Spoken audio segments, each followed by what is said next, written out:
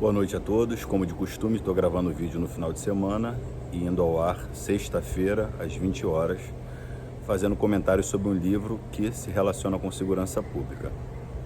O livro é do Flávio Gordon, A Corrupção da Inteligência, Intelectuais e Poder no Brasil. Então, qual é a relação desse livro com a segurança pública? A gente pode notar que esse último governo tem feito já, assim que chegou, críticas à segurança pública muito forte, e essas críticas refletem diretamente a atuação do policial e todos os agentes elencados no rol do artigo 144 da Constituição Federal. Eu vou falar um trecho do livro, que não costumo fazer isso, para abrir esse review, esse comentário. Os pais que outrora lamentavam perder os filhos para as drogas e as más companhias, agora os perdem para a universidade. Mais dia, menos dia, a menina dos olhos da família, outrora tão carinhosa e prestativa, entra porta dentro, transformada na mulher-cachorro, mais uma vítima dessas gigantescas máquinas de despersonalização em que se convertem as faculdades brasileiras, ao mesmo tempo, origem e produto de toda a corrupção da inteligência. E aqueles ingênuos que sofreram tanto os rebentos da ansiedade do concurso, que suas lágrimas as deles misturaram por hora do júbilo da conquista e que por fim os conduziram orgulhosos ao ingresso nos mundos dos bacharéis. Aqueles, enfim, seria melhor houvessem espiado o pandemônio pela fresta e, notando ali almas penadas e errantes por futuro, alertado aos seus, tal qual Virgílio a Dante. No mundo, o nome seu não deixou traça, a clemência, a justiça os desdenharam, mas deles não falemos, olha e passa. É um trecho da Divina Comédia, aqui no final. Enfim, quem é Flávio Gordon? Ele é antropólogo social, é escritor, é tradutor, é um articulista. E o fenômeno estudado nessa obra é a tomada do poder pelo PT durante a última década, tá? Durante a última década. Eu tinha lido esse livro a primeira vez foi em 2020, e o PT retomando o poder. Eu acho que esse livro tem um interesse muito grande, uma vez que se relaciona diretamente com os fatos que temos observado no nosso dia a dia. Então, o fenômeno estudado é a gestão do PT. Corrupção das instituições, recorde em tráfico de drogas, consumo de drogas, homicídios, muitos assassinatos. Os adjetivos dados ao Brasil do PT são feio, miserável, insustentável.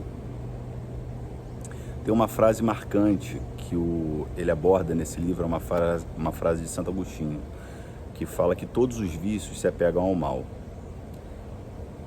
e pelo mal se realizam, exceto a soberba. A soberba se apega ao bem. Então vamos ver o que tem a ver essa frase com o desenvolvimento desse livro. Esse livro são duas partes, tá? Ele divide o livro em duas partes, é muito interessante. A Vida na Província e 1968, o ano que nunca termina. Ele fala da vida na província, fala das instituições, da destruição das instituições, o mal-estar dos intelectuais. Ele relaciona o Gramsci falando de um paraíso idílico dos intelectuais e os simplórios, que seria o campesinato. Então, o tão falado campesinato, ou seja, o intelectual ele estaria numa posição tão superior que ele não poderia, esse contato com as pessoas comuns seria uma coisa, a opinião dele destoa completamente. E entre os próprios intelectuais eles falam dos filósofos que entendem Marx e os filósofos que não entendem Marx, como se Marx fosse uma entidade metafísica, sobrenatural, que necessitasse de uma compreensão de apenas alguns eleitos. Então essa é a vida na província. Menciona também a destruição da linguagem, como a gente tem observado, uma das pautas desse governo, destruição da linguagem. Ele fala a impossibilidade absoluta da ciência estudar o divino. Por quê? Porque a ciência, ela não estuda um fato em si, um fato concreto, né? A ciência, ela estuda um ideal. E esse ideal é assambarcado por uma série de regras que a ciência impõe para estudá-lo.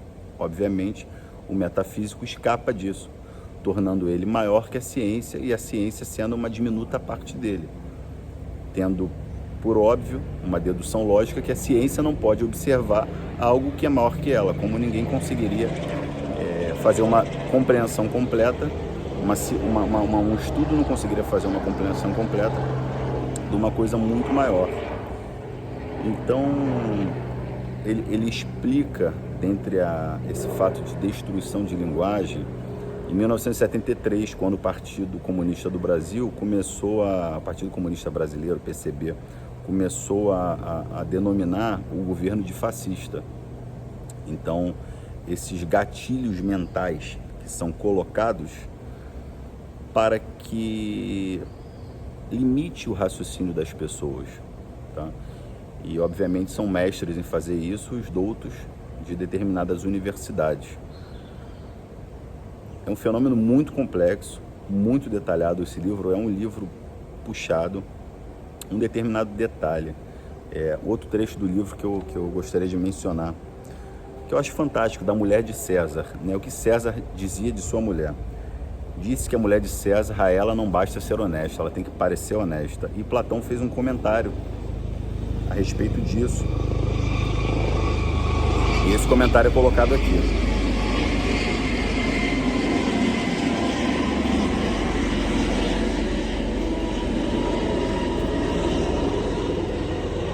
Deixa eu ver se eu acho aqui.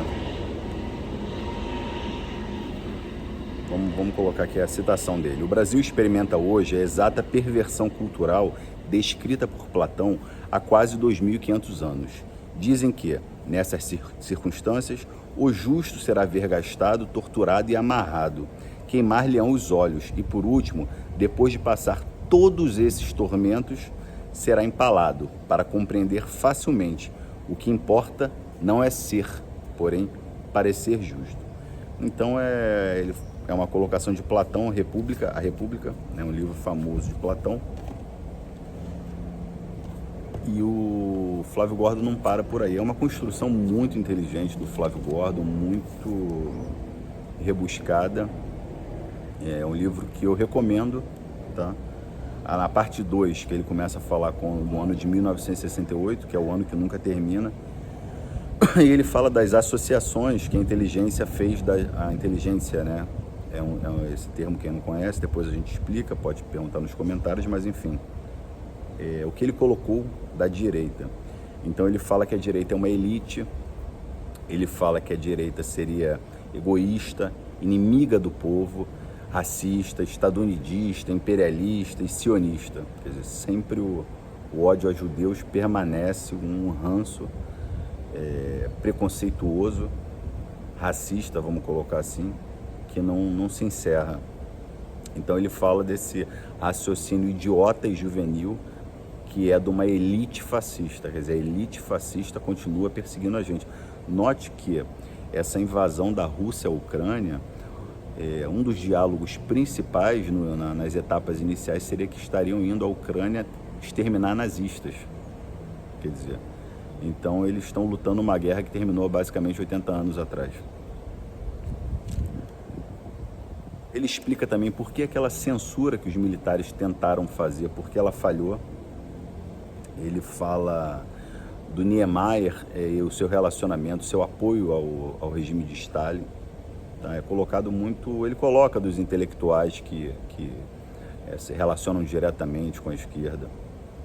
Então ele fala da briga da esquerda com a classe média e fala de algo também magnífico, que eu acho que de certa forma é muito pouco relatado perante os meios, ou não há relato disso perante os meios intelectuais brasileiros, que é o poder da KGB.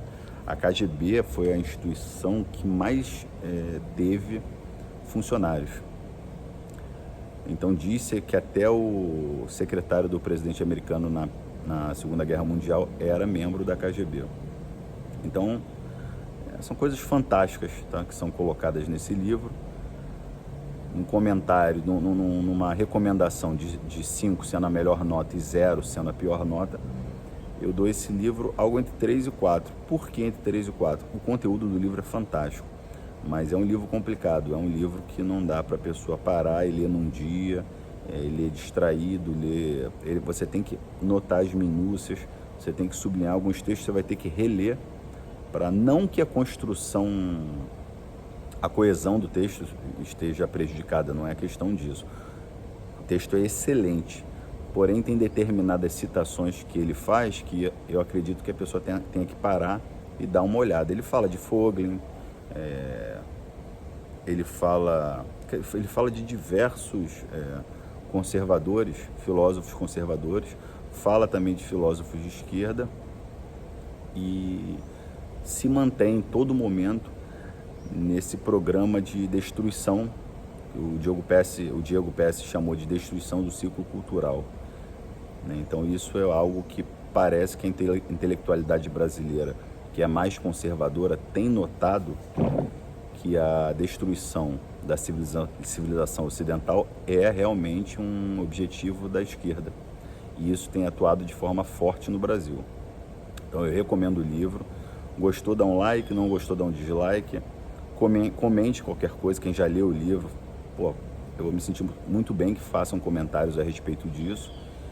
E sempre falando do meu livro, você pode adquirir no www.livroheldejaneiro.com.br. Hell refere-se a inferno em inglês, H-E-L-L, é o que o pessoal, como o pessoal da segurança pública tem chamado Rio de Janeiro, Rio de Janeiro. Então é bem-vindo ao Rio de Janeiro, que ele fala do cenário de morte dos policiais, como os policiais são assassinados na cidade do Rio de Janeiro.